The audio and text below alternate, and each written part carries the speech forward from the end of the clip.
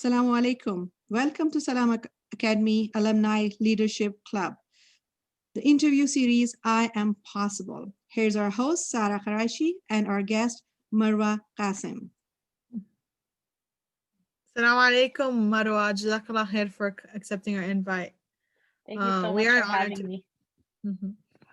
Okay, so please tell me a little bit about yourself, about your education and career. So, as Khadija Amina has already introduced me, my name is Marwa Kassem. I am currently working as a nurse here in New Mexico.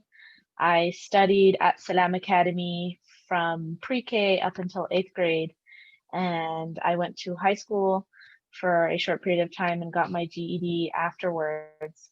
And I graduated from UNM's College of Nursing in 2019. So it's been about a year since I have graduated, and I've been working as a nurse since then. Alhamdulillah, it's been a tough year, but it's been a very rewarding year. So you're a nurse. Can you tell me more about this profession and how risky is it working in COVID? Like, what practices do you need to have? So unfortunately, things did change quite a bit once COVID hit. We didn't get time to get used to what we would consider normal nursing practice before COVID hit. I started nursing in October of last year, and COVID became kind of a big deal around March. So I had about half a year of what typical patients would look like. And of course, now we consider COVID it's unfortunate, but also a typical thing that we see.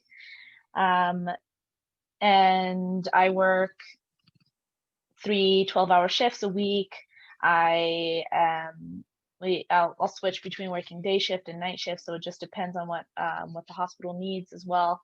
But COVID, the way COVID changed things was that we started wearing a lot more personal protective equipment, also known as PPE, and that became the hot word. So in case anybody doesn't know what that is, that's gowns, gloves, masks, and things of that nature. Wearing a mask has become kind of universal throughout the world, but especially in our state, in New Mexico, it became law, and we do wear a mask all the time throughout the hospital, which was new. We didn't previously used to do that, but it is also a very protective measure, and it's very effective. We also started wearing kind of glasses, shields, all the time, which is another protective measure that we changed, that we wear all the time.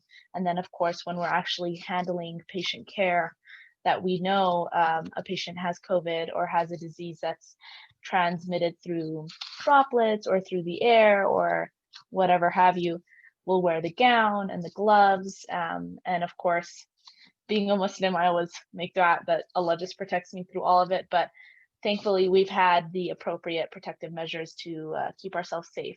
It is a risky job, but it's a very rewarding job. And as long as someone is careful and is firm in their practice, they should be safe. Yeah, alhamdulillah, that's really great. I love to hear that. Also, like, what is it a good profession for Muslim females? I think it is. I think it's an amazing profession for Muslim females and Muslim males. It's a very rewarding job. Some might have concerns with modesty issues. I have never had that issue. I have always been able to protect myself and cover myself as I wanted and as I saw appropriate, within our within Islamic boundaries, I want to say. And I was never forced to compromise that. And should anyone ever find themselves compromised, or should anyone ever find themselves being forced to compromise their modesty, I would say, as with any other career, not nursing, but with any career, leave that job. It's not necessarily something that you should never have to compromise your faith in terms of a job. And thankfully, I never had to do that. Management has been super understanding with everything, really. And so I'm thankful for that. And I can't say that's the case for all nurses, but you also can't say that's the case for any career. So alhamdulillah, I haven't been forced to pick a side, but should I be forced to pick a side, I would not compromise my religion over my job. And thankfully, I haven't had to do that. I think it's very appropriate, and it's a very fulfilling job, and it's a job where you can do a lot of good for people, and and a job that really did bring me closer to my religion. That's amazing. That sounds really nice. What are like some leadership opportunities for females in like in that profession? So for anyone that decides to pursue a nursing job, there are a lot of different pathways that you can take when you have a degree in nursing. Typically, what most people will see when they graduate from nursing college is they will go into an inpatient or an outpatient job. So where you are working either in the hospital or where you're working in a clinic, that kind of a setting where patients don't stay overnight. Outside of that, mostly with a bachelor's, typically with a bachelor's, you could possibly become the nursing manager of a unit or a charge nurse. That's a leadership opportunity. With higher education, you could become a nurse educator. Typically, every unit or every department of a hospital will have a nurse educator that helps kind of new nurses through the process of being on that unit. That's another leadership opportunity. And of course, you could also go into teaching with a master's in nursing education. Further degrees in terms of either master's or doctorate, you could become a nurse practitioner. A nurse practitioner is kind of a like licensed independent provider that can see patients, develop a care plan, prescribe medications, and things like that. There are a lot of other opportunities that people don't really recognize as being a nurse. You don't necessarily have to be a nurse working in the hospital even. We typically disregard, upon graduation, most students disregard outpatient nursing, like working at a clinic, and typically directors or managers of those places are also nurses. So it's a very wide range of possibilities. Yeah, wow, I didn't even know about most of those, Yeah. but now I learned thanks to you. Yeah. So I learned that you attended Sanam Academy from preschool to middle school. Do you want to share any memories, like good ones? Absolutely. That was a very close-knit community. And I have to say with the people that I attended that school with throughout the whole time frame, from preschool up until 8th grade, I'm still very connected with them. And that's something you don't forget, and you don't leave behind when you grow up. And that's how those are the people who stuck with you throughout college, throughout high school. And so it's very nice to see that I made those friends in Salam Academy, and I kept those friends throughout my adulthood thus far, and I plan to keep them till the end. And I've had many, many great teachers. I've had many, many fun experiences. It was just fun being part of a community that really cared about my well-being and really cared about who I was as a Muslim. And that's really rewarding. Yeah, I love that as well. Like that's what I love about Sanam Academy. I was gonna ask, like, do you meet your friends and classmates? But you do. You said that. I do, yes. Not so much now with COVID, but I would say typically we'll do like Zoom calls, or we call it game night or anything like that over Zoom or over any other app. There are plenty of apps out these days that you could use to connect with people. And it's not just me and them, it's myself and my siblings, as well as them and their siblings. So it's very much a family oriented thing, which some people, have, worry about yourself. And that's true, worry about yourself. But also when you can connect with other families and you keep that connection, it does make a person a lot stronger later in their life. So thankfully, we've been able to do that. I agree. So what extracurricular activities did you do at Sanam Academy, like science fair, or do you still do them? I don't still do that. I do some research, a little bit of research. I did that in college, and I did that mainly in the first year of my nursing career. But a lot of my drive for research and a lot of my what I want to say hunger for science probably comes from doing science fair in middle school and elementary school. That was probably the biggest thing I did, was science fair, spelling bee. I didn't do chess. I kind of wish chess was around. I don't know if I'd be any good at it. It wasn't around back when I was in Salam, but my siblings did chess at Salam, and they're really good at it, and they enjoyed it a lot. and there used to be this club. It was like Reading Rainbow Club. I don't know who remembers that show, but Reading Rainbow was all about literature and poetry and things like that, and story writing. We did a lot of that. That was really fun. That was nice to get in touch with that kind of creative literature side. And that was always like a contest every year. We'd write stories, submit stories. I know it's still around. We'll submit stories, and yeah, and they'll pick winners and whatnot. Those were probably my two favorites. I went to science fair for I want to say all throughout middle school. I probably got into state and regional science fair multiple times. I don't remember as much of the writing club, the Reading Rainbow Club, because it was, I think, a lot more before that. But alhamdulillah, throughout middle school, I was able to advance from our regional science fair. So I would go to regional science fair, and I placed on multiple occasions in all places, first, second, third. I was able to go to state, where I placed multiple times in first, second, third, runner up.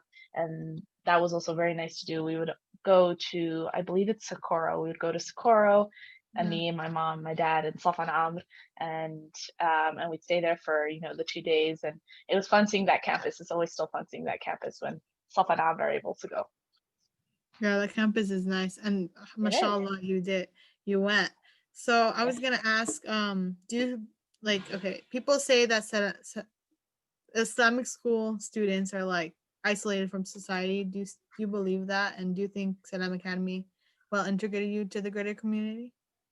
I don't believe that. I don't think that's the case. I know some people have that image that it's a very they say sheltered, and you can look at that at two different ways. You can look at that as isolation, but you can also look at that as protection. And I wouldn't use the word sheltered at all.